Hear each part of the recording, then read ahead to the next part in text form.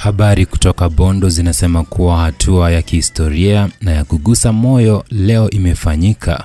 Wazee wa jamii ya Kikuyu kutoka Mlima Kenya wamefika kwa familia ya marehemu Raila Odinga huko Opoda Farm. Ni tukio lililojawa na heshima, amani na ujumbe mzito wa umoja wa kitaifa. Ujumbe maalum wa wazee wa Kikuyu kutoka Mlima Kenya ukiongozwa na mbunge wa Ndia George Kariuki umefika Opoda Farm, Bondo, kaunti ya Siaya kwa heshima ya kumwenzi marehemu waziri mkuu wa zamani Raila Amolo Odinga. Wazee hao waliwasili wakiwa na ng'ombe 9, ishara ya heshima na amani katika utamaduni wa jamii ya Kikuyu.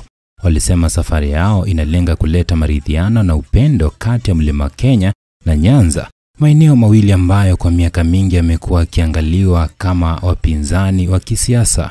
Ziara hii imekuja wakati ambapo joto la kisiasa limepanda kufuatia kauli tata ya gavana wa Nyeri Mutahi Kahiga aliyedai kuwa kifo cha Raila kilikuwa baraka kwa Mlima Kenya, kauli iliyozua hasira kote nchini. Baada ya malalamiko makubwa kutoka kwa wananchi na viongozi, Kahiga amejiuzulu kama naibu mwenyekiti wa baraza la magavana, ishara kwamba shinikizo lilikuwa kubwa mno.